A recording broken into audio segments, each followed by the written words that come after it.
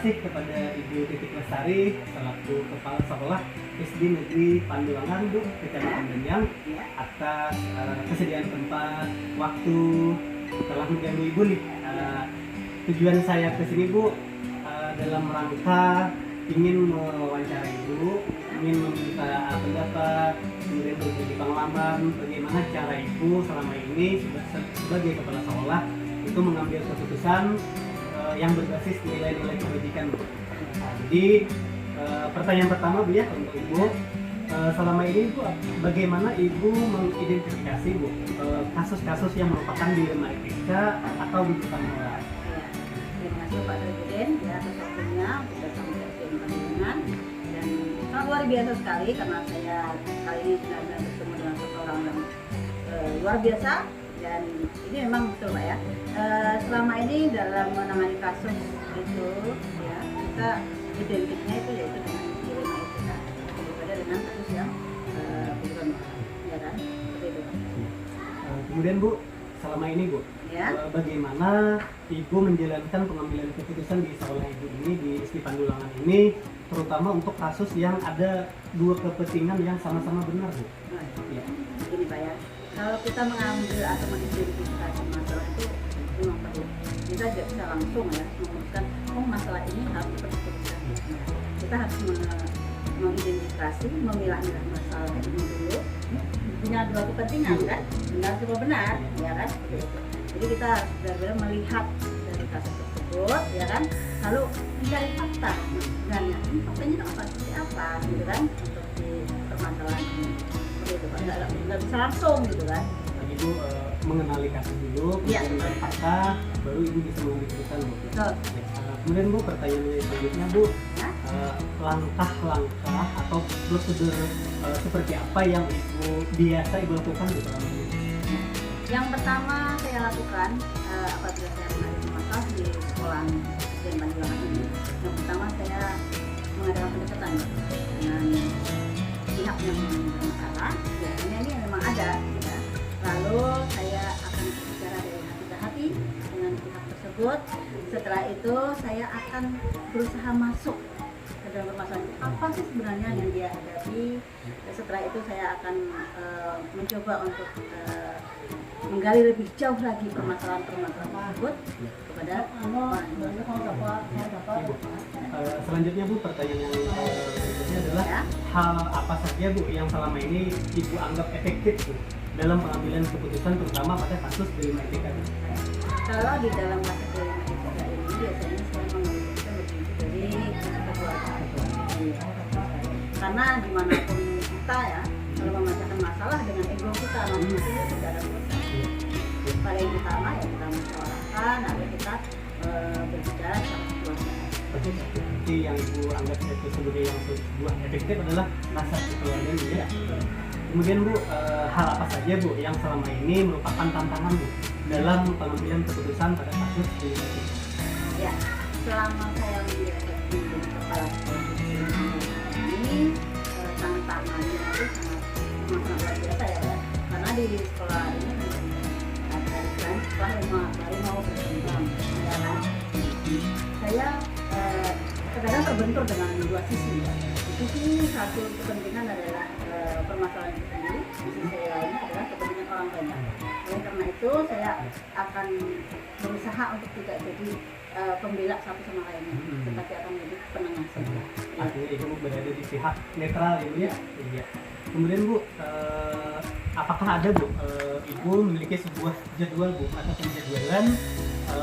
Maksudnya begini Bu, apakah Ibu langsung menyelesaikan masalah itu di tempat atau Ibu memiliki sebuah jadwal untuk menyelesaikan berupa bentuk ataupun prosedur seperti apa yang dijalankan Bu? Ya, kalau menghadapi masalah itu sepertinya tidak ada jadwal ya, atau tata cara itu tidak ada sama sekali. Ya begitu ada masalah kita bicarakan, lalu kita cari jalan keluarnya. Begitu ketemu ya kita komunikasikan lagi dengan yang lainnya. Kita musyawarahkan lagi dengan yang lainnya. Seperti itu tidak ada jabatan.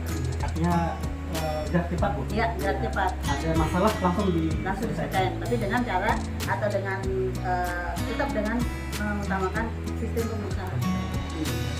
Kemudian Bu, adakah Bu seseorang ataupun faktor-faktor yang selama ini itu mempermudah atau membantu ibu dalam pengambilan keputusan? Setiap orang dalam pengambil keputusan itu pasti ada ya, ada seorang yang bisa keluar apa kita ada berbicara. Kalau kita sebagai kepala sekolah, selain dengan dewan kita bicara dengan pengawas, ya kan?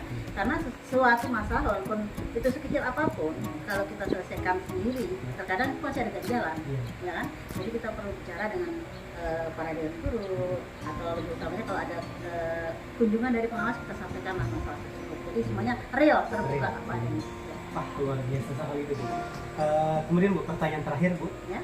Dari semua hal yang telah Ibu sampaikan tadi, dari awal sampai akhir tadi, pasti ada nih pembelajaran yang dapat Ibu ambil, terutama dalam hal pengambilan keputusan di Limaetika. Ya, pasti Pak ya, dari semua hal tadi ada sesuatu yang dapat saya petik selaku kepala sekolah, yaitu kita mengambil keputusan itu tidak harus langsung jadi ya kan, kita harus mengambil keputusan berdasarkan kesepakatan. Kita lihat dulu, jangan langsung mentang-mentang kita jadi kepala sekolah lalu keputusan semuanya ada di tangan kita, tidak. Tapi kita memang harus mendengarkan dari pihak lain, terutama dari guru dan dari wakil sekolah lainnya. Itu Pak.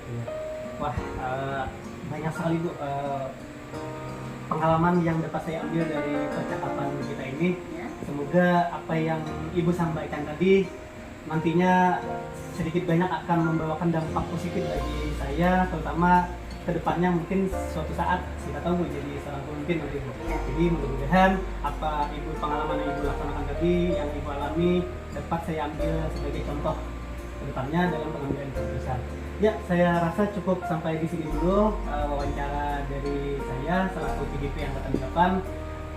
Saya akhiri, wabillahi taufik wal hidayah. Wassalamualaikum warahmatullahi wabarakatuh. Waalaikumsalam warahmatullahi wabarakatuh.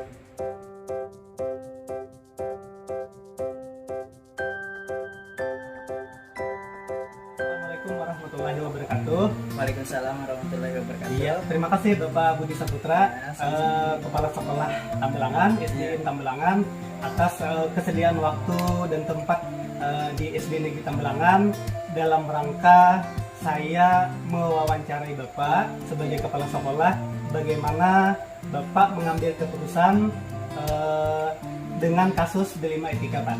Jadi tujuan saya datang ke sini adalah meminta pendapat Bapak, pengalaman Bapak dalam Bapak mengambil keputusan yang berdasarkan nilai-nilai pendidikan, Pak.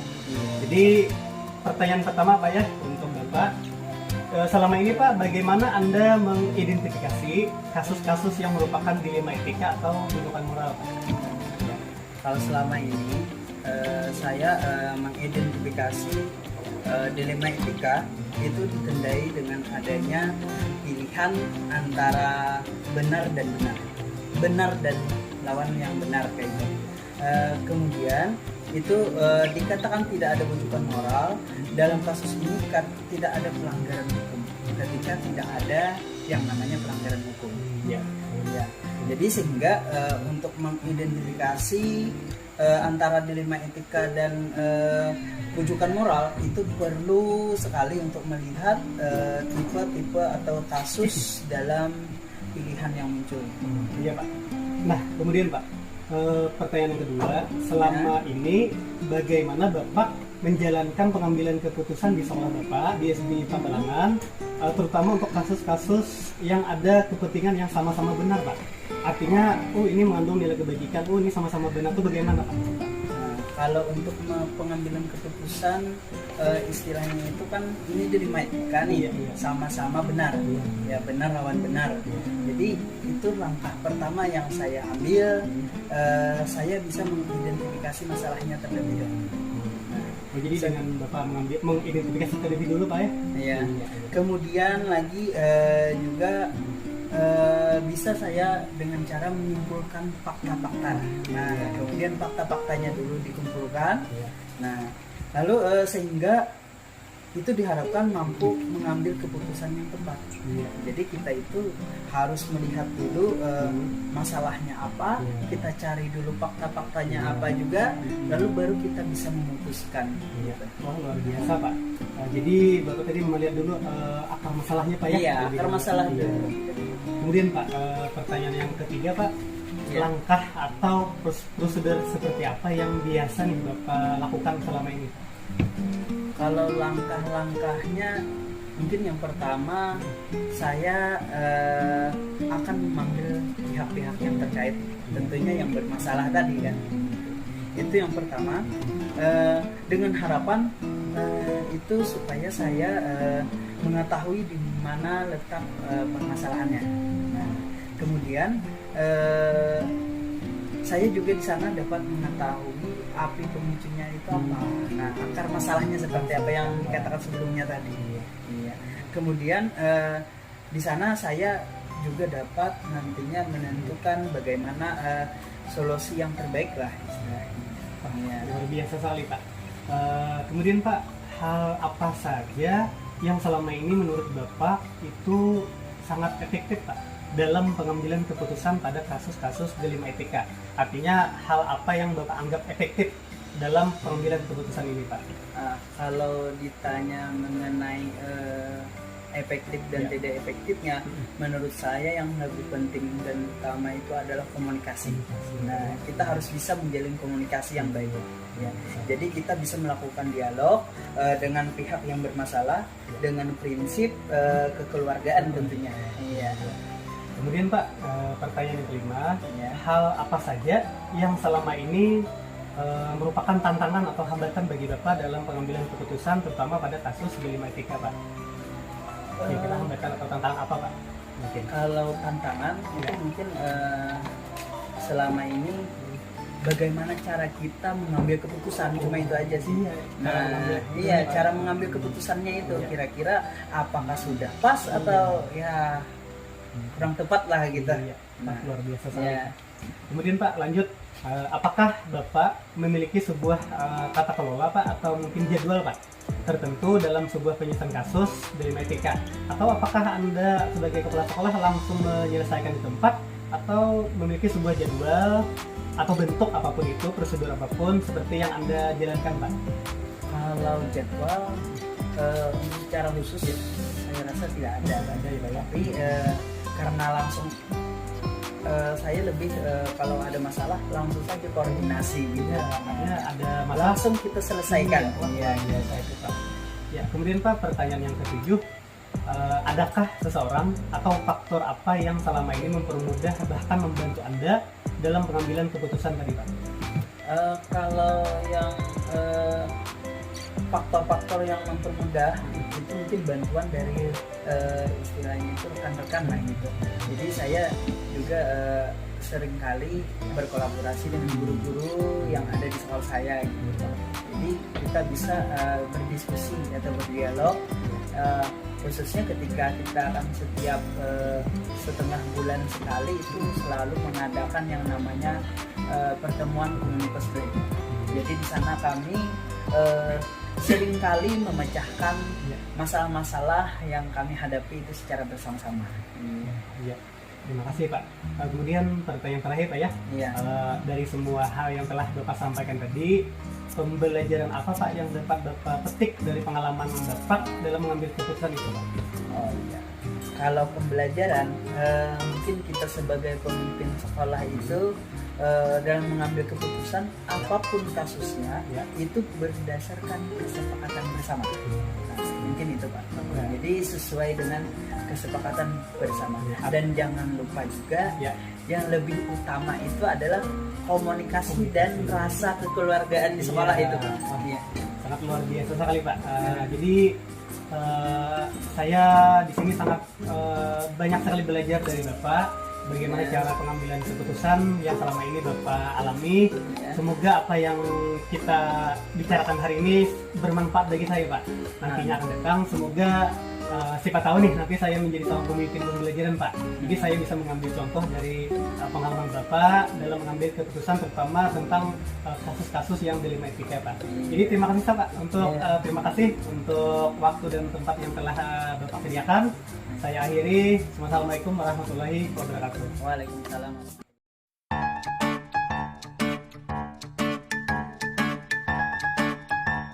Assalamualaikum warahmatullahi wabarakatuh. Terima kasih atas waktu dan kesediaan Ibu yang telah memberikan kesempatan kepada saya untuk mengadakan wawancara terkait pengambilan keputusan berdasarkan kasus dilema etika dan bukan moral dalam rangka pengambilan keputusan berdasarkan nilai pendidikan sebagai pemimpin pembelajaran. Nah, jadi di sini Ibu Heriat, Ibu selaku kepala sekolah SD Baru Tabing, Kecamatan Banjar. Jadi di sini tujuan saya untuk datang ke sekolah itu adalah untuk mengetahui nih bagaimana pengambilan keputusan yang selama ini Ibu ambil sebagai kepala sekolah di SD Baru Tabing dalam rangka pengambilan keputusan yang berbasis nilai pendidikan sebagai seorang pemimpin pembelajaran.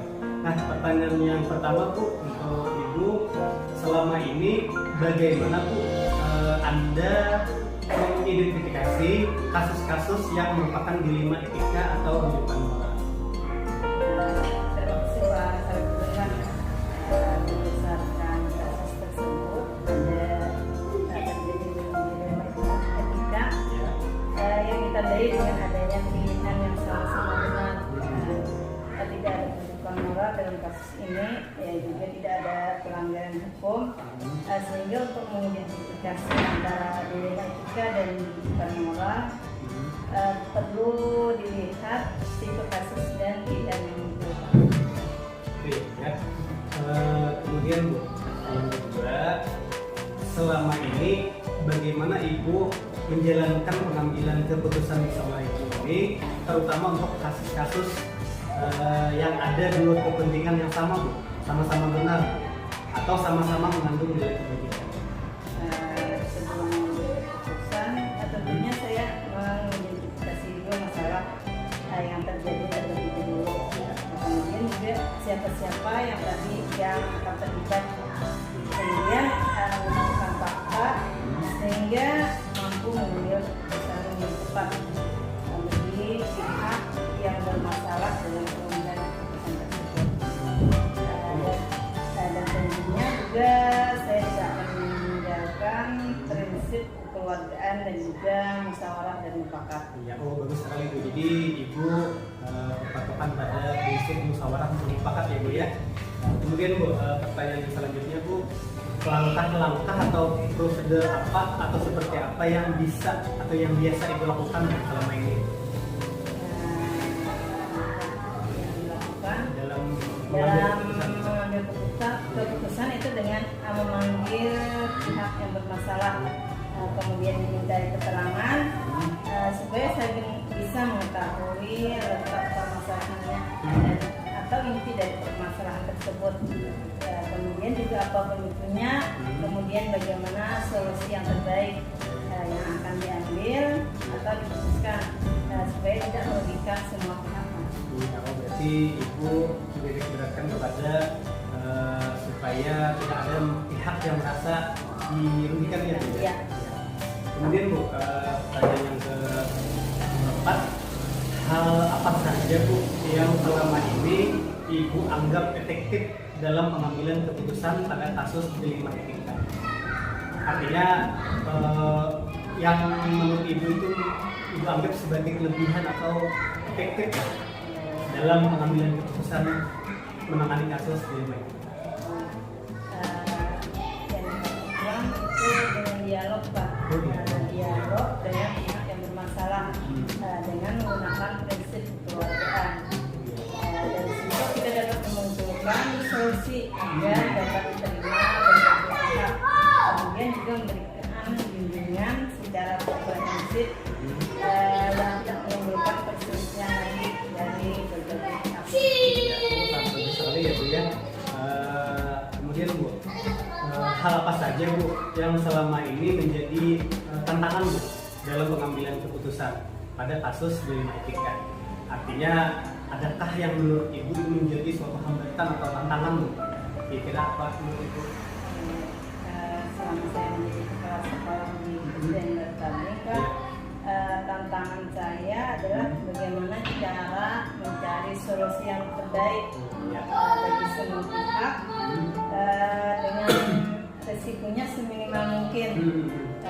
Tentu saja hal tersebut membutuhkan dukungan positif dari semua warga sekolah. Ya, oh iya, benar sekali Bu. Artinya Ibu tantangan yang Ibu hadapi tadi menurut Ibu adalah bagaimana caranya adalah meminimalisir dia pihak yang merasa dirugikan ya Bu ya. Kemudian Bu, pertanyaan selanjutnya adalah apakah Ibu memiliki sebuah jadwal atau tata kelola lah, atau memiliki pengaturan jadwal terkait penyelesaian kasus, di mana apakah Ibu seperti misalnya Ibu apakah ada menghadapi suatu masalah, apakah langsung di tempat Ibu menyelesaikan atau mungkin ada jadwal tersendiri Bu dalam menangani sebuah kasus Bu? Nah, selama ini Pak tidak ada jadwal khusus Oh, tidak ada jadwal dalam khusus, ya. penyelesaian kasus di Dilemetika, karena kita langsung koordinasi dengan pihak yang terlibat. Iya. Artinya langsung ada kasus langsung diselesaikan Iya. Bu ya, tanpa ada menunggu penjadwalan dulu. Iya. Kemudian Bu, pertanyaan yang selanjutnya adalah adakah Bu seseorang atau faktor apa saja yang selama ini mempermudah bahkan membantu Ibu dalam pengambilan keputusan dalam kasus Dilemetika?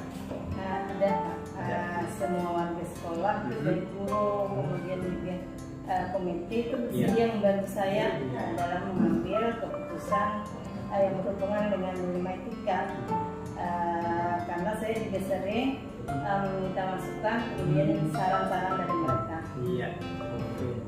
Kemudian Bu, pertanyaan terakhir Bu, dari semua hal yang telah Ibu sampaikan tadi, pembelajaran apa yang dapat Ibu petik dari pengalaman Ibu dalam mengambil keputusan permasalahan Dilemetika?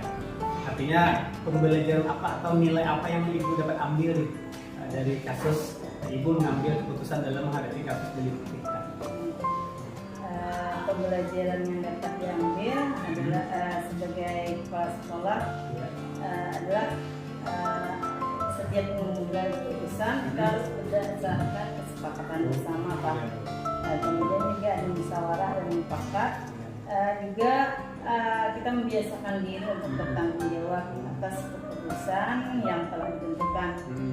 Karena kalau kita bekerja sama itu jauh lebih ringan daripada kita menyelesaikan masalah secara sendiri. Kemudian juga dengan komunikasi yang baik, semua warga sekolah itu sangat menentukan cepat atau lambatnya penyelesaian masalah yang ada.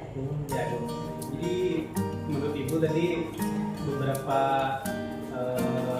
pembelajaran yang dapat Ibu ambil, salah satunya kalau tidak salah tadi menurut Ibu adalah pengambilan keputusan yang secara rapat mufakat secara kekeluargaan. Artinya di situ Ibu merasa di situ nilai-nilai kebajikan tercipta dia adalah karena sudah mencakup semua pendapat dari rekan-rekan sejawat semuanya Ibu dan kesempatan. Ya itu saja Bu yang dapat saya tanyakan kepada Ibu. Semoga apa yang telah kita diskusikan hari ini bermanfaat bagi saya.